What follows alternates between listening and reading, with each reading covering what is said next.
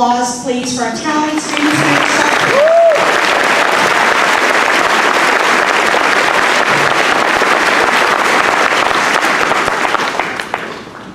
I have the honor this afternoon of introducing our guest speaker, Captain Chaplain Chip Reynolds of New Braunfels, Texas. After graduating from high school in 1989, Captain Reynolds entered the United States Army as a signal intelligence analyst. His primary responsibility was to interpret intercepted communications between enemy units and determine their locations and missions. During Desert Storm, he spent most of his time in Frankfurt, Germany, routing collected information from Iraqi forces to all of the intelligence agencies for each of the Allied forces. He left active duty in '92 to pursue his education. After getting his degree, he returned to service in the Army National Guard in 2006. In 2008, he entered the Chaplain Corps and was promoted to second lieutenant. He was most recently promoted to captain in February 2016. He has served in Texas at the 636 Military Intelligence Battalion, in Utah at the 386 Maneuver Enhancement Battalion, and is currently serving as the chaplain of the 4th 133rd Field Artillery. Please welcome Captain Chip Reynolds of the Texas Army National Guard.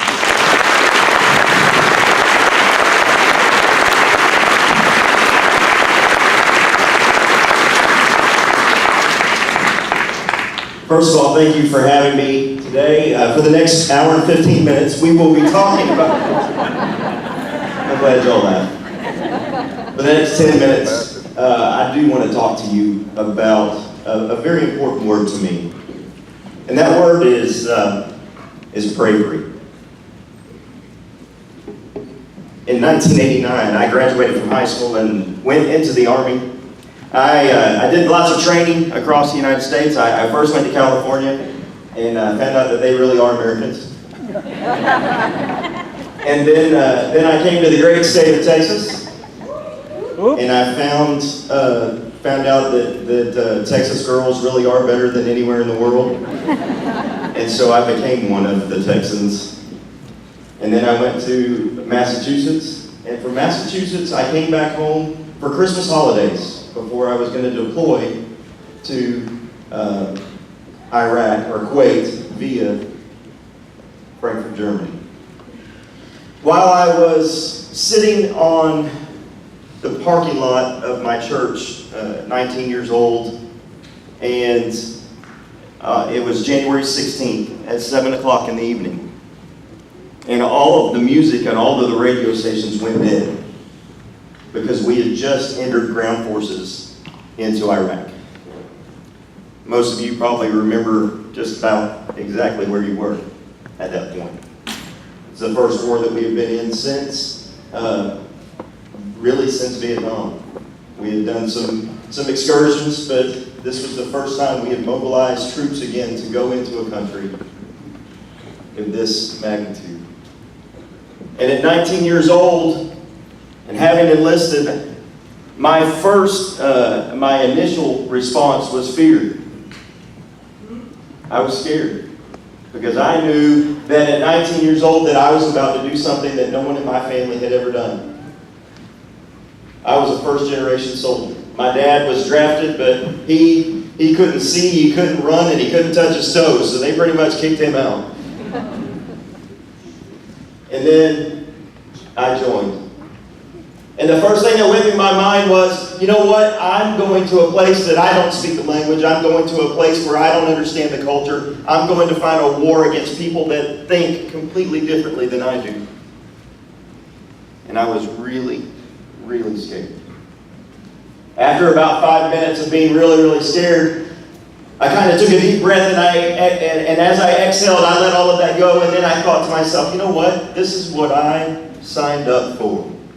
This is what I raised my hand and said I would do. This is what I promised my country that I would do. And that bravery started to kick in. That bravery started to fill me up. It started to make me feel like I could do anything. This morning, as I was watching my 11-year-old daughter at her elementary sing the same songs, play to the same music. And I thought to myself, you know what? When I was 19 years old, this is what we fought for. And so this afternoon, I want to define bravery for you. Really, this group of people, I'm not going to talk to you the rest of the time. I want to define bravery for you guys. Because these guys, they know what it's all about. So I've asked for 2 volunteers. Where are my volunteers? Come here. I've asked these guys to define bravery for me, and this is what they came up with. Okay, I'm Zachary Wing, and my definition for bravery is being able to walk into any battle, or it doesn't even have to be a battle, just not second guessing yourself and going in and doing what has to be done. My name is Kyla Malone, and my definition of bravery is being determined and confident, even when you're scared or nervous to do something for yourself and the people around you, and you push and stay strong. I think we're in good hands.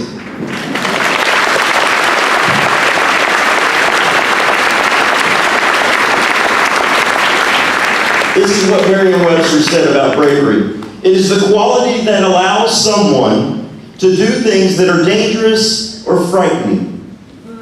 Okay? And history is full of examples of bravery. In the United States, we have a medal that is called the Medal of Honor. There have been 3,150 recipients of the Medal of Honor since the beginning of our country. There have been 3,150 times that we have looked onto the battlefield and said, you know what, this is the ultimate in heroism. This is the ultimate in sacrifice, and this is worth recognizing. And we've given this award, and most of the time, not all of the time, but most of the time it is given posthumously, which means that they receive it even in death. 3,510 Medal of Honor awarded. But you know what? It's not just those moments in history where an individual act of heroism defines bravery for me. How many of you heard in that one song that we sang just a minute ago? It talked about President Washington on the boat across the River Delaware. Did y'all hear that? Y'all sang it. Yeah? Okay. So there's a moment, and you've probably seen the picture. How many of you have seen the picture of President Washington standing at the boat? He's in a boat, and he's up at the front, and the flag is there with him, and they're going across the river, right? So who is the hero in that picture? Who do we think of when we see that picture? General Washington, right? Guess what? Do you think General Washington standing there with that flag in that boat could have made it across that river by himself? It's been a little difficult, wasn't it? You know? He was paddling like this. Okay? Who was in there? Who was in there with him? A bunch of soldiers. And what were they doing? Here's what they were thinking. I hope somebody paints a picture of this. That's what they were doing. They were hoping someday that there was going to be this big picture of them with a paddle in their hands, sitting at the foot of General Washington while he's going across a river full of ice. That's what they were thinking. No, I'll tell you what they were thinking. They were thinking, it is December 25th, and we are on a boat, and we are about to go attack people in the middle of winter to try to win our freedom. And I guarantee you, every one of them was scared to death. And yet, they kept pulling the strokes of that boat. They kept guiding that boat across the river. And they kept on lookout, and they kept their muskets close to them, and they kept their eyes open for what was going to happen when they got to the other side. And it's not just the individual acts of bravery, but it's the fact that every one of them knew what their job was, knew what they had to do, and they did it. At 18 years old, actually at 17 years old, I stood in front of the flag and I raised my hand and I said, I promise that I will defend this country with my life. I promise that no matter what comes my way, no matter what happens, I will fight for the grand old flag, the high-flying flag. Because this is the land of the free and the home of the brave. 2 mornings ago, I didn't feel like I was in the land of the free and the home of the brave.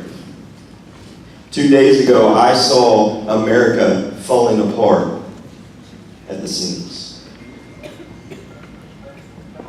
And I thought to myself, I've got to stand up in front of veterans, I've got to stand up in front of middle schoolers, I've got to stand up in front of people that I call contemporaries, and I've got to talk about freedom and bravery.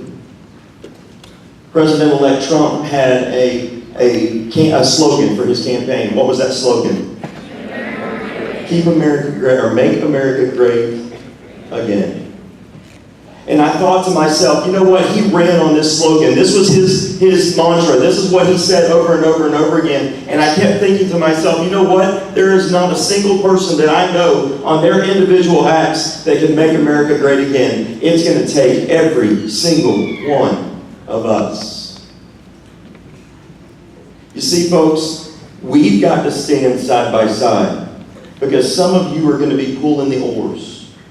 Some of you are going to be stroking the water to get the boat across. Some of you are going to be holding the flag. Some of you are going to be looking up in front of the boat to see what's on the other side. Some of you are going to be looking behind us to make sure that everybody else is coming with us. We all have to join together and be united. No matter who you thought was going to win the election, no matter who you voted for, no matter who your parents voted for, we have to come together and we have to be brave. Because a president cannot make this country great again. Sorry, I'm going to say something really quickly. If I was in church on Sunday morning where I preach, I wanted to hear an amen. But I'm not going to ask for one. Because I'm not supposed to. We've got to do this together, folks. We've got to be brave together, regardless of who we are. Some of you are Republicans, some of you are Democrats, some of you are boys, some of you are girls, some of you you have different things about you. There is no two people in this room that are exactly the same, except for one thing that draws us and binds us all together. We are Americans.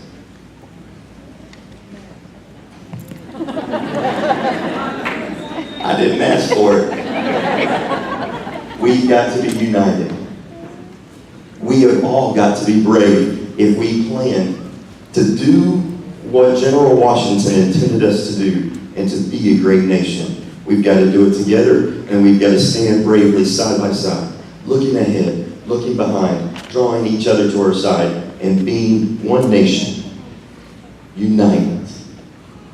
That's the legacy that we're trying to leave you, and that's the legacy that you need to carry on, because you're going to want to pass that same legacy on to your children and your grandchildren. Yes, you're going to have children and grandchildren. Even if you don't like boys now or girls now, it's going to happen. Promise. Promise. Do we want to be that great nation? We do. Do I want to serve that great nation? Yes. And I guarantee you, 2 days ago, it didn't matter who was going to give the speech. The nation is far more important than a political candidate. We have to be brave and stand together, because our veterans have put that in our path. You have given us that chance. Thank you. Thank you for your service. Thank you for the blood that was shed. Thank you for being brave, because it's going to take us all. God bless America.